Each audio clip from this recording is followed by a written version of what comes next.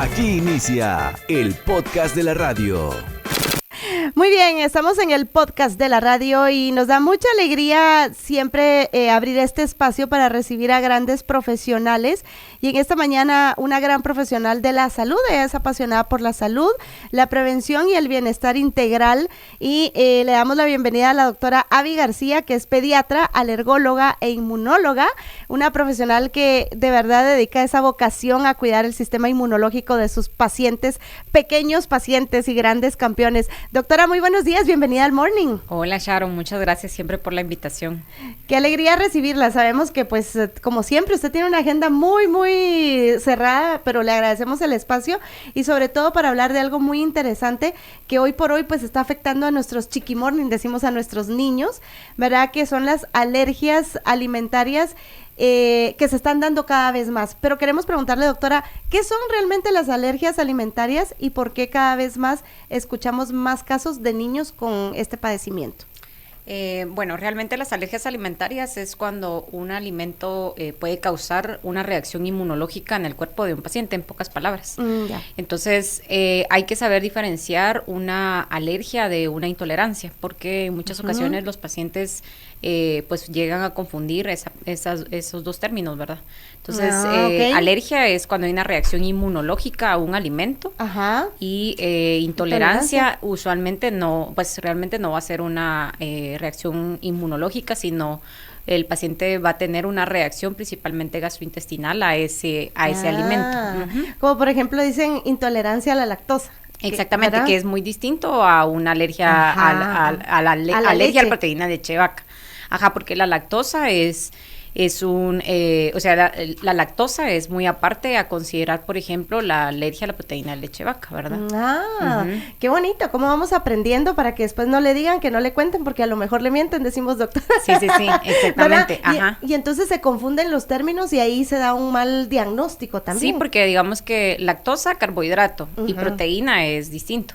Entonces existe la alergia a la proteína de leche de vaca, que es una reacción inmunológica, y intolerancia a la lactosa, que es por un carbohidrato, no por la proteína. Entonces hay que saber diferenciar esos dos términos. Interesante. Doctora, y digamos que a qué edad existe una edad, digamos, donde pueden aparecer las primeras alergias alimentarias? Pues en un niño menor de 6 meses, lo primero que puedo pensar es que puede hacer una alergia a la proteína de leche de vaca. No voy a pensar yo que va a tener una alergia a huevo, una alergia a pescado si no ha tenido reacción con ello. Después de los 6 meses ya podemos ir pensando en otros alimentos, porque pues ese paciente ya está en contacto con algún alimento. Pero si ese paciente no ha tenido contacto y empezamos a pensar que es una reacción a un alimento y ni siquiera ha tenido contacto, no podemos atribuirle esa alergia a ese alimento. O sea, hay que como que diferenciar esa parte, porque justo hace un par de días que hice un pequeño videíto donde decía, es que me llegan pacientes con paneles muy extensos, o las personas quieren paneles de 50 alimentos, pero creo que realmente el diagnóstico de una alergia o de cualquier enfermedad es la historia clínica.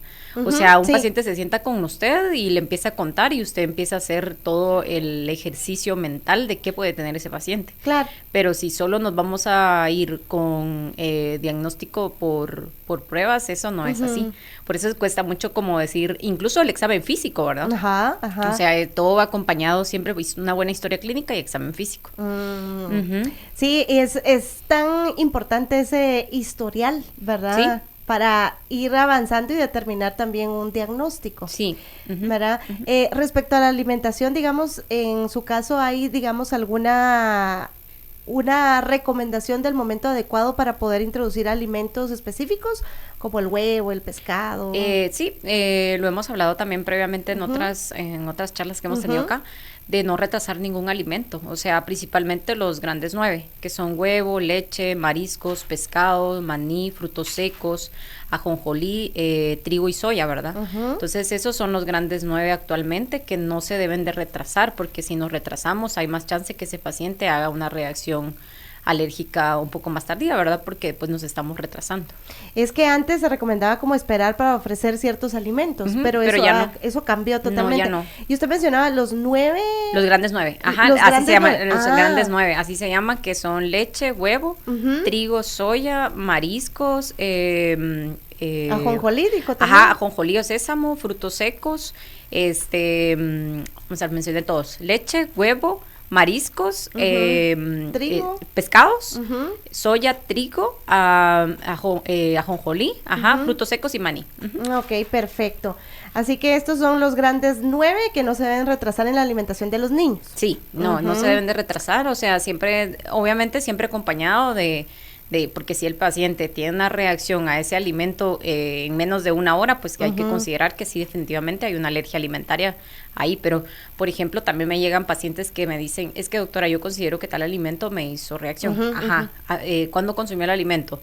No sé, viernes, y el paciente tuvo la reacción lunes. Sí, eso no es una reacción, o sea, le está intentando echar la culpa a ese pobre alimento que no es. O sea, las reacciones usualmente alimentarias son inmediatas, o sea, en menos de una hora ese paciente va a tener una reacción. Ok, para que no nos confundamos, ¿verdad? Sí, exactamente. Y sí, definitivamente, pues a veces le queremos echar la culpa a ciertos alimentos, ¿verdad? Pobrecitos. El Wicoy me hizo mal, dice el Wicoy, sí, todos los beneficios que tiene, ¿verdad? Sí, el whisky, nada. Y obviamente pues es importante que reforcemos para que tengan una mejor salud también todos los niños, y hablábamos de la lactancia materna que sí ayuda a reducir el riesgo de alergias. Esto ya confirmado y comprobado científicamente. Lactancia materna, nacer por parto, lactancia materna, esos son factores protectores. Ahora, si hablamos de factores de riesgo para tener una alergia, es no recibir lactancia materna, nacer por cesárea, tener padres alérgicos, padre o madre, y si ambos, aumenta hasta el 70% el hecho de que un niño nazca alérgico. O sea, sí se hereda. No se heredan, o sea, es como factor de riesgo, porque, digamos que las alergias no se heredan, más sí corre el factor de riesgo de que yo como hijo tenga ese riesgo, ¿verdad? De si mi mamá o mi papá son alérgicos. Ok, y digamos, ¿cómo pueden los padres identificar si su hijo tiene una alergia alimentaria y no una simple intolerancia, digamos? Bueno, primero la historia clínica. Si llega el papá y me dice, mira doctora, fíjese que consumió el alimento y en menos de una hora tuvo vómitos, tuvo diarrea, por ejemplo, heces con sangre, eso pensando en síntomas gastrointestinales. En síntomas de piel le salieron ronchas o le sale eczema, ¿verdad? O le sale así como pequeñas ronchitas. En pocos casos, o sea, realmente, por ejemplo, poquitos casos, no es siempre, pueden aparecer síntomas también respiratorios, porque sí también está descrito, pero no es lo más frecuente son los síntomas en piel o gastrointestinales. Y entonces ese paciente, yo miro que en menos de una hora tuvo la reacción, yo puedo pensar que puede hacer una alergia inmediata. Entonces ahí le puedo hacer pruebas, ¿verdad? Pero también hay alergias no inmediatas, o sea, se llaman tardías. Entonces ahí me sirve solo la historia clínica, pero no me sirven las pruebas porque no va a salir nada. Ya. O sea, en alergias inmediatas, las pruebas cutáneas o séricas. En pruebas, en alergias no inmediatas, o sea, tardías, ahí no me sirven las pruebas, ahí ya va la pura historia clínica y hacer retoral se llama, que usted le da el alimento y ver, o dieta de exclusión, ¿verdad? O sea, le quita el alimento por unas 2 a 4 semanas para y si saber. mejora, ese es el diagnóstico. Por eso es importante ir con los especialistas, ¿verdad? O sea, no es un médico general, sino que el especialista, ¿verdad? O sea, yo creo que muchas enfermedades de alergias, por ejemplo, una rinitis alérgica leve intermitente, el asma, ¿verdad? Dermatitis atópicas leves, eso lo puede manejar muy bien un pediatra, pero hay ya niveles, ¿verdad? Entonces una rinitis muy persistente, asma, urticarias que no se controlan, dermatitis atópicas moderadas severas, o alergias alimentarias que pues no se controlan o no se sabe exactamente cuál es la causa, pues ya pensar que pues necesita un alergólogo. Sí, para no desgastar también al paciente, ¿verdad? Porque a veces nos desgastamos y entonces los diagnósticos como que se está tratando de adivinar, que cuando vamos ya con el especialista nos da algo más certero. Nos preguntaban también la vez pasada, que me quedó a mí como muy presente también, digamos que las manifestaciones en la piel, y hay niños o niñas que les aparecen como unas ronchitas y no desaparecen del brazo. Me recordé porque a mí me aparecían y luego se desaparecieron. O sea, fui creciendo y se desaparecieron. Pero por acá nos comentaban de niñas que les van apareciendo en los bracitos. Habría que ver bien qué tipo de lesión, porque yo siento que piel es muy extenso, o sea, hay lesiones a veces que pueden parecer urticaria, que son ronchas que pican, se ponen rojas, eso es urticaria. Pero y de urticaria hay varios tipos de lesiones, ¿verdad? Hay unas que son ronchas muy grandes, hay unas ronchas muy pequeñitas, o sea, hay diferentes. Entonces, yo lo que le pido siempre a mi paciente es que me lleve fotos. O bueno, si ya lo lleva activo, pues ahí miro, ¿verdad? Pero así, digamos, a veces que el paciente, incluso cuando me dice, mire, doctora, me describe las lesiones, pero yo no las miro, está bien difícil porque, sí, pero sí, o sea, un paciente tiene una alergia alimentaria en menos de una hora, si es por eso, pues puede tener reacciones en piel. Ok. Y digamos que las alergias alimentarias pueden aparecer así de repente, de la nada, aunque el niño o la niña haya consumido algún alimento antes, o sea... casi no. Es, digamos, frutos secos y maní, por ejemplo, frutos secos, pescados y mariscos, son alergias que usualmente no se superan tan fácil. O sea, si un niño la tuvo de chiquito y luego llegan adulto, pueda que no la superen. Pero, por ejemplo, la alergia a la proteína leche de vaca y huevo, sí son alimentos que usualmente se superan en primero o segundo año de vida. Ok. Y usualmente es teniendo el contacto y su sistema inmunológico va a reaccionar, ¿verdad? Pero a veces consumen el alimento y que me digan después, mire, fíjese que creo que está haciendo reacción a esto. No es tan así. Usualmente, digamos, también confunden mucho los síntomas de rinitis y asma, que puedan ser por alergias alimentarias, y no, lo más frecuente en rinitis y asma son ambientales. El clima. Y no, porque también me llegan los pacientes, digamos, le voy a hacer yo el panel ambiental y me dice, doctora, le va a hacer el panel alimentario. Yo, pues, no creo necesario porque lo mismo, va a una historia clínica primero, que me oriente a qué es lo que voy a... Porque no es solo de picar al paciente, ¿verdad? Sino es qué es lo que vamos a ir a buscar. Evaluar su historial y saber cuál es su entorno. Sí. Yo tengo una pregunta, por ejemplo, una persona que no es alérgica en su infancia y adolescencia a una comida del mar, ya a una edad adulta se vuelve alérgico, ¿por qué puede pasar esto? Sí. Justo la vez pasada creo que también hablábamos de eso, o sea, de que sí, en los adultos usualmente sí pueden desarrollar más este tipo de alergias en mariscos y pescados, ¿verdad? Pueden a veces ser por reacciones cruzadas, o sea, por ejemplo, también habíamos hablado del síndrome ácaro-camarón, todos estos síndromes que por la proteína, la similitud de la proteína, el sistema inmunológico puede empezar a reconocer que, por ejemplo, el ácaro tiene la misma proteína que, por ejemplo, el camarón. Entonces se empieza a reaccionar, ¿verdad? Pero usualmente sí es muy buena pregunta porque pueden empezar a reaccionar de forma tardía, o sea, de adultos y no en la infancia, ¿verdad? O sea, son como más alergias de adultos, la de mariscos y pescados, que de niños. Ok.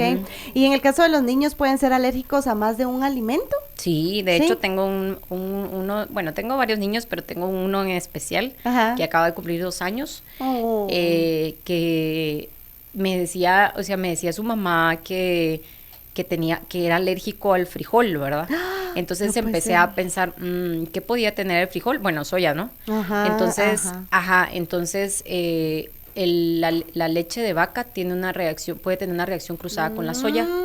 Entonces el nene es súper alérgico, o sea, le hice un panel Alex, que es un extenso que usualmente pedimos los alergólogos, que vemos las proteínas estructurales de cada alimento. Entonces, vi las proteínas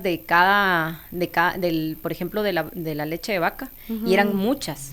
Entonces ese nene tiene hace una reactividad cruzada con la soya, por eso hace reacción con la combinación, digamos, de los alimentos.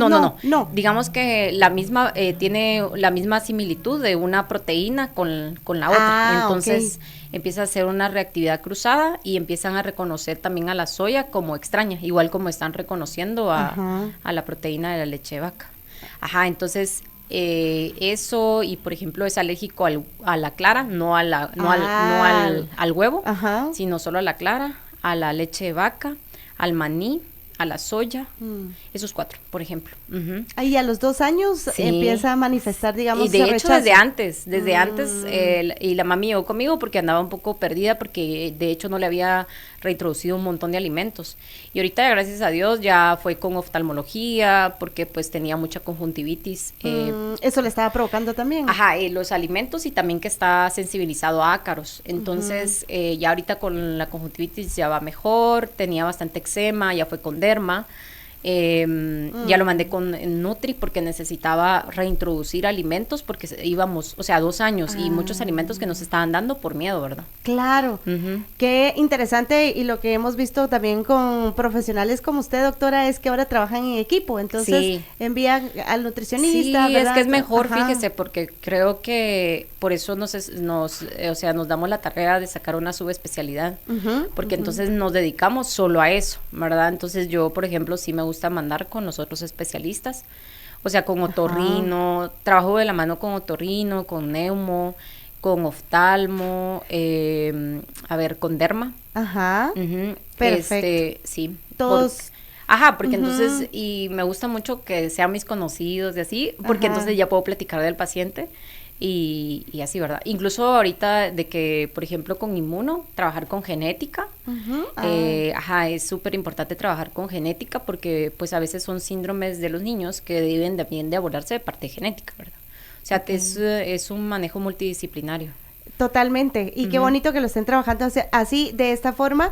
Por acá nos estaban preguntando dónde le pueden contactar o pueden hacer cita para ir directamente con la doctora Abby García. Es el 2448-2656 y también al 5478-1906. Sí. Muy bien, y continuamos acá con nuestra invitada de lujo, la doctora Abby García, pediatra, alergóloga e inmunóloga, que nos está platicando acá de algo muy interesante y de las alergias alimentarias, que es muy, muy importante identificarlas. Por acá dice, saludos a la mejor alergóloga del mundo. Gracias a la doctora Abby, mi hija ha mejorado 1000 de sus alergias. La queremos mucho, doctora, dice por acá el mensaje. Ay, qué bonito. Gracias. Por acá es Ana quien le manda mensaje. Gracias, Ana. Por acá dice, muy buen día. Y si me permiten consultar, dice, ¿la dermatitis puede darse por alguna reacción alérgica alimentaria? Muchas gracias. Sí, de hecho sí, no es lo más frecuente, no es lo primero que voy a pensar. De hecho, tengo muchos pacientes que llegan por dermatitis y piensan que directamente es por un alimento. Pero el paciente trae ya, digamos, como factor de riesgo desarrollar esa dermatitis, es un defecto de barrera. Usualmente hay muchas proteínas que pueden estar involucradas en esa dermatitis, pero hay una proteína estructural principalmente que se llama filagrina. Que entonces esa filagrina actúa como si usted tuviera una casa. Tiene una casa, por ejemplo, y tiene cemento y tiene block, ¿verdad? Esa casa sí tiene cemento, pero la filagrina actúa como tiene block, pero no tiene cemento. Entonces esa casa es como si tuviera solo block, pero no hay cemento. Wow.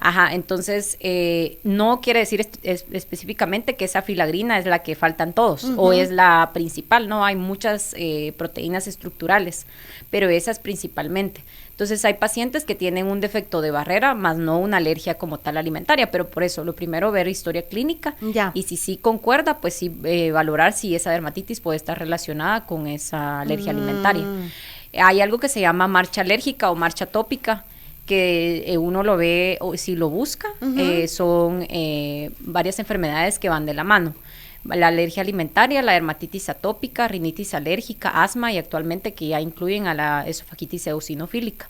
Entonces, uno tiene que darse cuenta primero en la historia clínica si estas enfermedades tienen una correlación o si solo va cada una de ellas por aparte, ¿verdad? Ok. Sí, por eso es importante el conversar con el paciente, ¿verdad? Sí. Y buscar realmente detalles del historial clínico para ir avanzando en un mejor diagnóstico.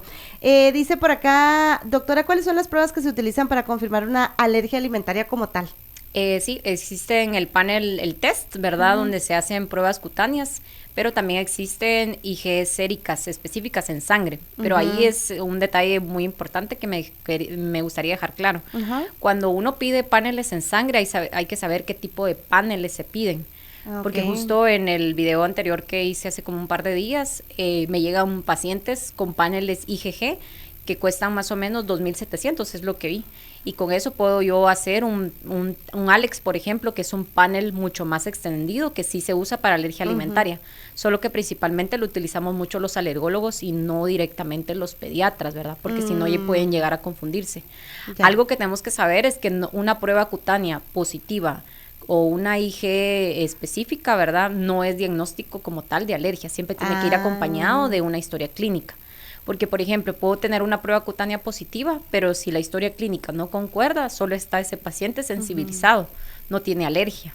Entonces, alergia es, tengo historia clínica que me orienta a ese alimento, más una prueba cutánea o una en sangre, ¿verdad? Ya.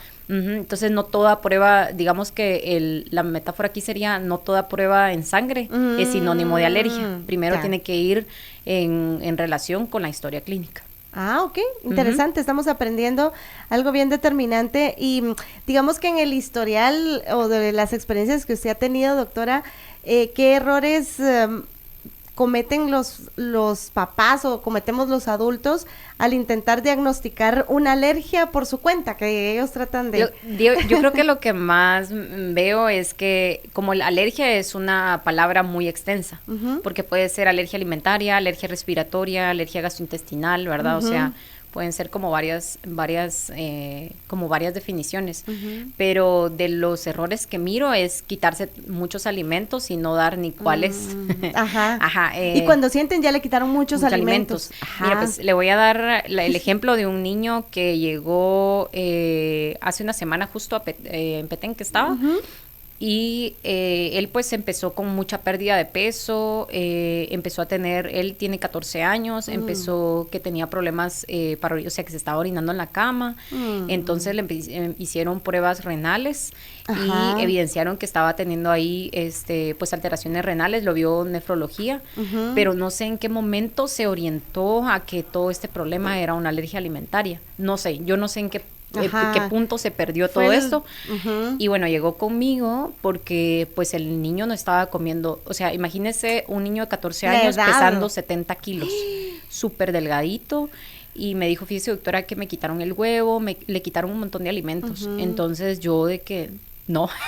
Y son los alimentos más importantes, digamos, sí, porque en imagínese, esa etapa de crecimiento, sí, ¿verdad? no, olvídese, y es que imagínese el huevo, toda la proteína que aporta. Sí. Entonces decir, eres alérgico al pollo, por ejemplo, o al huevo, hay gente que pues no le gusta el pollo y está bien, puede elegir otro tipo, carne blanca, porque no les gusta también comer nada que sea de animales, sino vegetal, pero está bien, o sea, no tengo problema con eso. Pero pues todo el organismo, o sea, un ser humano necesita de proteínas, carbohidratos, vegetales y frutas para... Entonces, si usted empieza a quitar todos esos alimentos, pues no, y principalmente en alguien, él tiene 14 años, pero de todos modos estaba teniendo, y me dijo que ese día iba a dormir feliz. ¿Por qué? Porque le había introducido nuevamente los alimentos y le dije, es que no es eso, o sea, no es eso. Y uno no lo ve hasta que lo vive, lo mucho que puede perjudicar la vida de alguien a la hora de usted quitarle muchos alimentos. Wow. Yo a veces lo que les quito es mucho los conservantes, colorantes, pero yo creo que usted puede vivir sin eso, o sea, usted puede vivir sin estarle poniendo a su comida, o sea, puede vivir con alimentos más puros, naturales, orgánicos, ¿verdad? Y no directamente. Y yo a veces eso sí lo quito porque pues estoy pensando que está teniendo un problema con los colorantes, y pues digo, no, pues quitárselo no va. Eso no es ningún problema. El problema es cuando le quitan los alimentos que le están perjudicando también en el proceso, en el desarrollo porque imagínense que usted es una persona que trabaja y estar en ese dilema de qué le voy a mandar hoy o qué le voy a hacer hoy de comida, pensando porque tiene una restricción alimentaria súper alta. Es que justamente eso le iba a decir, ¿con qué alimentos los sustituimos? Y ese es el problema, que no se sustituye por un buen alimento. Y por eso es que he querido que venga la licenciada de nutrición también, porque ella lo ve frecuentemente, o sea, ella lo dice, los pacientes llegan con dietas así súper extensas, cosas que no necesitan. Y ante todo los niños, un adulto pues creo que lo tolera y vamos saliendo de... pero un niño no. No, sí, puede ser muy trascendental también porque está en la etapa de crecimiento y son edades muy específicas también para determinar cómo va a ser la salud del adulto. Sí. ¿Verdad? Sí. Por acá nos preguntaban si las alergias alimentarias, doctora, se curan o pueden desaparecer con el tiempo. No se curan, solo se mantienen. Digamos que... Se aprende a vivir. Sí, digamos que como para alergias respiratorias hay vacunas, ¿verdad? Vacunas para alergias, entonces se les da vacunas o se controlan con medicamentos y pues ya de la edad adulta pues ya lo lograron mantener, pero que realmente se curen, no. Y me pasa mucho con las urticarias. Las urticarias son de cosas que yo creo que antes cuando yo era estudiante decía a mis maestros, creo que de las cosas más difíciles de un alergólogo es una urticaria. Y definitivamente sí. Ahora que lo vivo, sí. Porque el paciente quiere controlarse ya y realmente las urticarias son de las cosas que cuestan mucho manejar. Ajá. Entonces, y que el paciente entienda que realmente son con antihistamínicos, si es que es una cuestión alérgica, ajá, y que si no se controla con antihistamínicos hay terapias arriba que obviamente son mucho más caras y obviamente de manejar de forma, ¿cómo le diría? De una forma...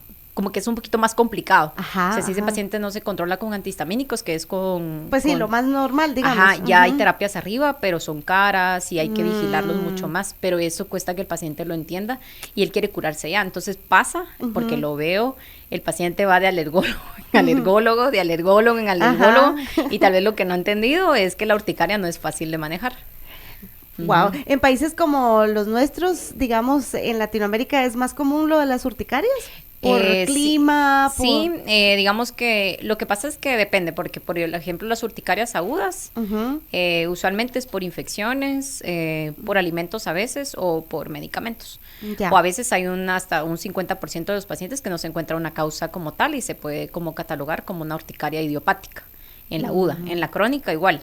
O sea, puede ser una urticaria idiopática hasta el 60-70% de los pacientes una causa idiopática, pero de todos modos hay que investigar si no tiene una cuestión autoinmune, si pues no es por alguna alergia alimentaria, o todas las que son causadas, por ejemplo, por contacto con agua, por sol, o sea, hay un montón de causas. Hay muchos factores, ¿verdad?, determinantes, y las familias como tal deben ayudar a, digamos, al paciente que está en ese proceso de, digamos, de sanar la alergia alimentaria, porque también por ahí alguien nos decía, lo que sucede es que, digamos, que a mi niño le da alergia a tal alimento, pero los hermanos lo comen y entonces a él le dan ganas, se lo come y empieza a padecer otra vez. Y realmente también entender que si hay una alergia alimentaria, o sea, una pequeña cantidad le va a generar reacción. Sí, pues, no importa la cantidad, aunque diga un poquito, eso le va a generar. Ajá, entonces a veces piensan de que mire, con poquito no le pasa nada, pero con mucho sí. No, eso no es así. O sea, o eso no es, pero no existe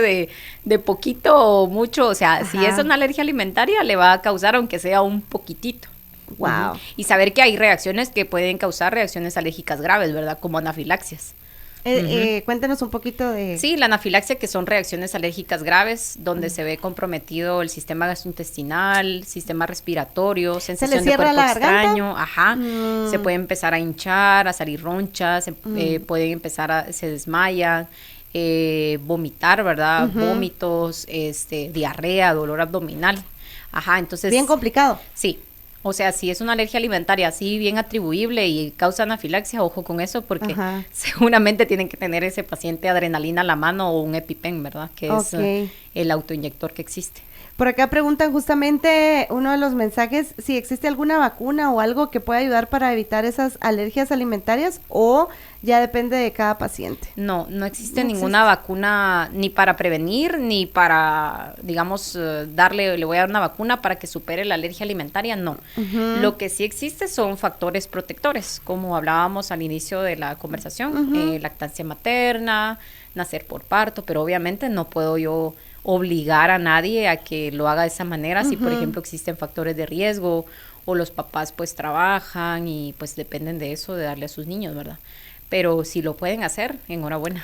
Sobre todo, sí, porque realmente ya cuando el niño va creciendo, digamos que ya no está en casa y va al colegio, pues ahí también es otro factor importante a considerar, porque ya está pues interactuando con otros niños que van a la lonchera y la refacción y esto, y entonces en casa ustedes lo pueden cuidar, pero ya cuando salen, ya es delicado estar cuidando qué alimentos van a comer, o explicarle a un niño de, mira, no te puedes comer esto, y si un compañerito le comparte. En las escuelitas, o en las piñatas.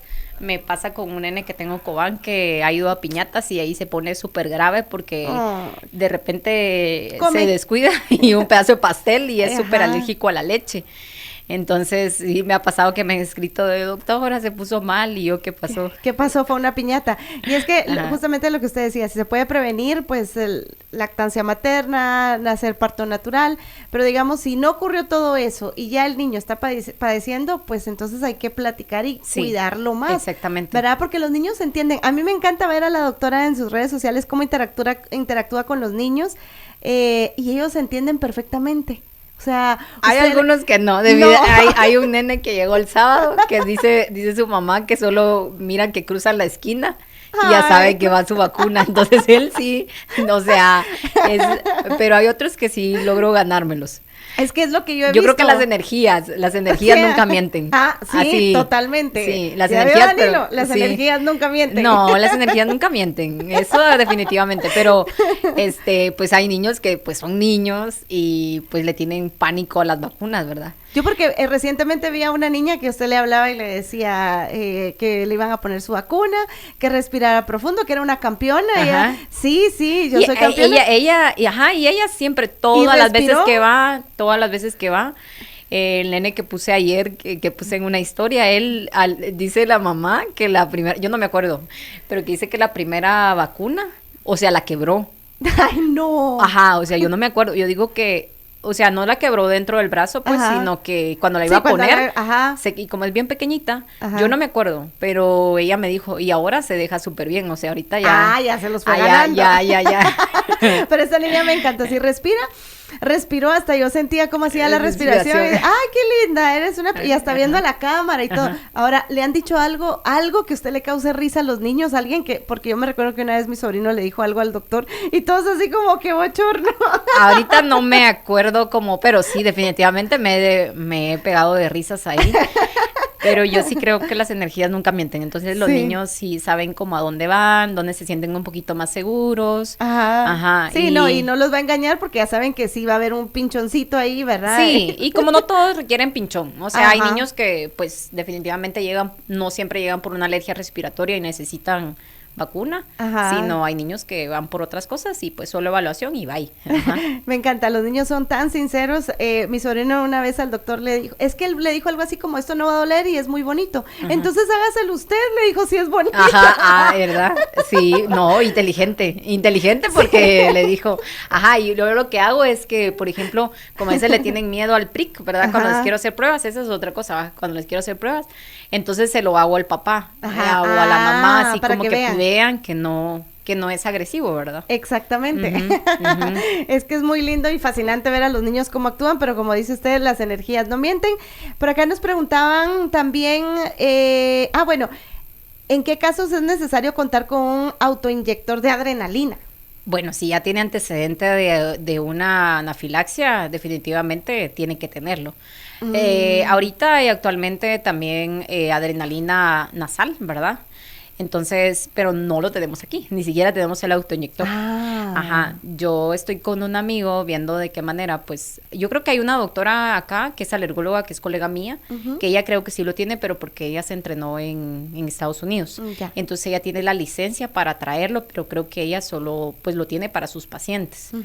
Y creo que ella por eso tiene acceso a tener los autoinyectores, pero como, pues, la mayoría de los que estamos acá no tenemos la licencia allá, entonces no es fácil como traerlo, pero pues espero que ya pronto, porque pues no es algo malo, es algo súper bueno que deberían de tener muchísimos pacientes. Claro. Y ante todo también el Neffy, ¿verdad? Que es la adrenalina nasal, que ese pues está mucho más accesible para ponerlo. y no directamente una aguja, ¿verdad? Ah, ok. Lo bueno es que vamos avanzando y pues visualizamos de que esto se va a dar más fácilmente, ¿verdad? Lo que pasa es que sí cuesta un poquito más aquí con nosotros, usted sabe, pero pues yo creo que Guate va para arriba.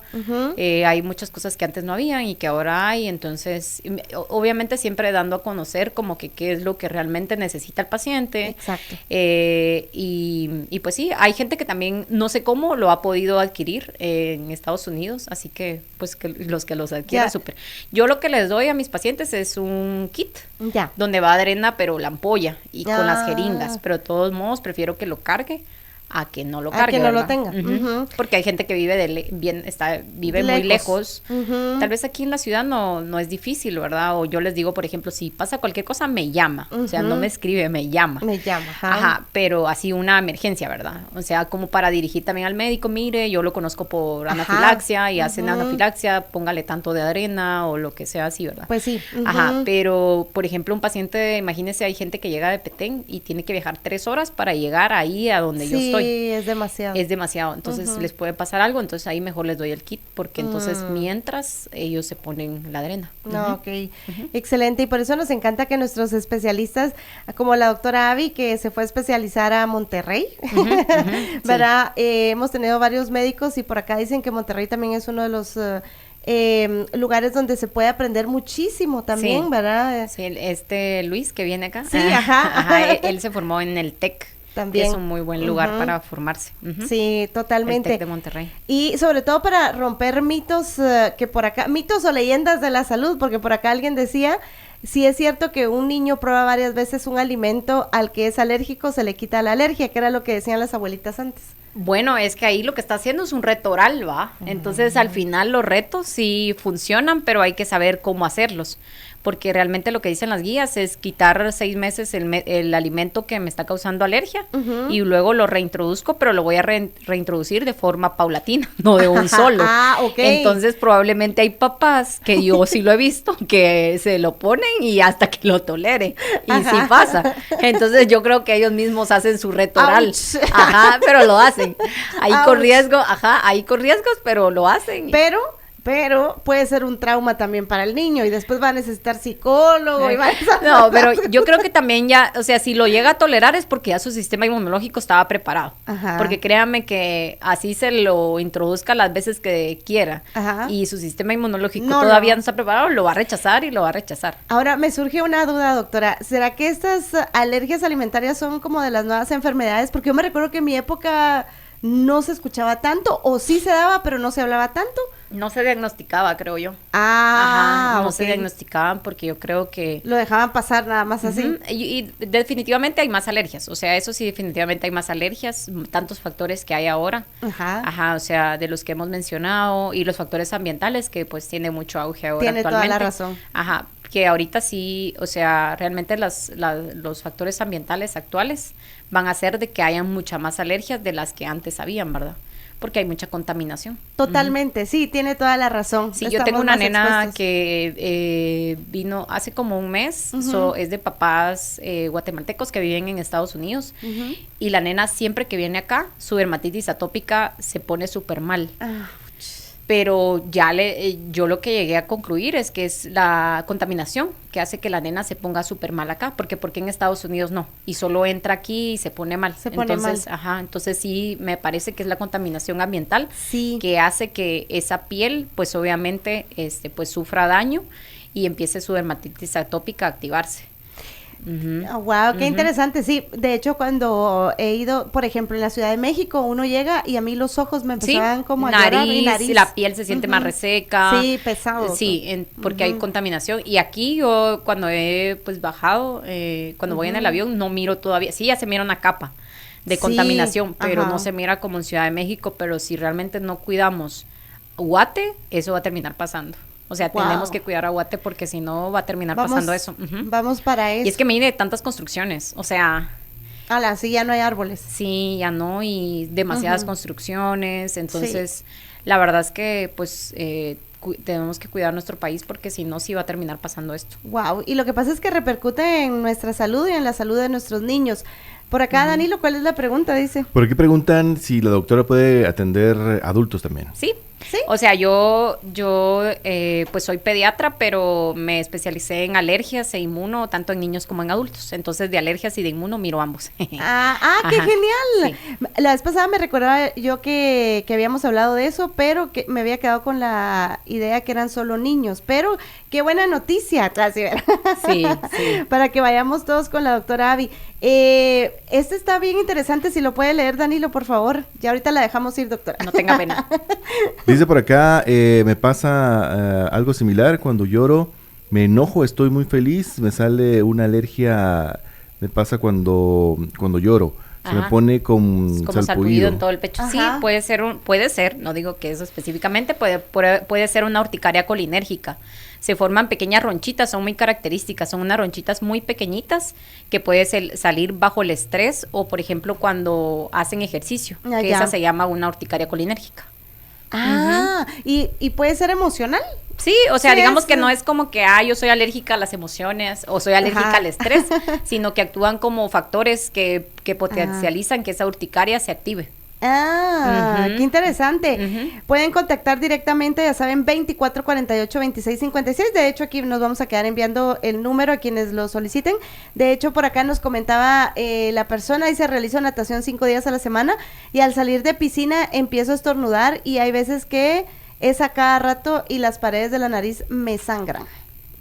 Probablemente ahí pueda que sea una rinitis irritativa, Mm. no tanto una rinitis por algún alergeno, digamos, en específico, ácaros o pólenes, lo que estamos acostumbrados, perro o gato, sino existe también una rinitis que se llama irritativa y puede pasar mucho en estos pacientes que van a natación o incluso cuando usted se baña. Ujú. Pasa también cuando están en el sol, ¿verdad? O sea, se exponen sí. al sol, empiezan con síntomas nasales, Ajá. secreción, congestión, Es pero cierto. estas son tipo de rinitis irritativa. Muy bien. Por acá vamos a trasladar los datos para que la doctora Abby les pueda atender directamente. Ya saben, dejan mensaje, ahorita está al aire, igual por ahí, 2448-2656. Doctora, muchos papás nos están escuchando. ¿Cuál es el síntoma que nunca debemos minimizar y que debe hacernos buscar atención médica de inmediato? Yo diría varios. Sí. Sí, pero por ejemplo de alergia, los síntomas que no se deben de minimizar es síntomas que ya puedan perjudicar mi sistema respiratorio. Ok. Ajá, dificultad para respirar, tos, que escuchen silbido en el pecho, tos, ¿verdad? Que casi los provoque ahogarse, la urticaria, heces con sangre, diarrea, por ejemplo, o vómitos que sean atribuibles a una alergia alimentaria, pues que directamente los papás lo correlacionen, porque pues todo esto no es solo, digamos, no todo es alergia, ¿verdad? Ajá. O sea, no toda tos es por alergia, ni todo silbido en el pecho es por alergia, ni, o sea, como que sea atribuible por eso. Ujú. Ok, qué excelente. Gracias, doctora. Definitivamente siempre nos viene a ayudar a ampliar información y sobre todo a ponerle atención a algo tan importante como es la salud de nuestros niños y la salud de los adultos. Así que queremos agradecer su visita porque sabemos que tiene pacientes y su lunes arranca con muchísima energía. Pero ¿cuál sería ese mensaje para todos y la recomendación en general con estos climas y tantos cambios y tantas... digamos, de tantas variantes que existen hoy por hoy con los niños en el colegio? Bueno, que sepan identificar cuándo es una alergia, que acudan con su pediatra. A veces los pediatras pues no los mandan rápido con el alergólogo, pero si identifican que es un problema alérgico, pues que ellos busquen ayuda y pues que cuidemos a nuestro país. Hay muchas cosas que podemos cambiar, principalmente de medio ambiente, entonces cuidar la casa principalmente, ¿verdad? Ropa de cama, eso principalmente si son alergias respiratorias. Ropa de cama 1 o 2 veces por semana, cortinas 2 veces al mes. Las mascotas también, ¿verdad? Que se bañen 1 vez a la semana si el pues veterinario lo permite. Ya. Ventilar la casa. Entonces, son detalles que sí podemos ir modificando, ¿verdad? Excelente. Por ahí entonces, gracias doctora, de verdad agradecemos muchísimo su valioso tiempo. Esperamos tenerla pronto por acá, la doctora Abigail García, pediatra, alergóloga e inmunóloga, y que la pueden encontrar en redes sociales también, Sí. ¿verdad? Sí. ¿Cómo la encuentran en redes sociales? Doctora abiinmunoalergo.gt. Ok, perfecto. Ahí está. Y nosotros nos quedamos dando el número para que puedan contactarla. Nos escriben al WhatsApp y se los mandamos con muchísimo gusto. 2448-2656 y directamente con ella al 5478-1906. El Morning.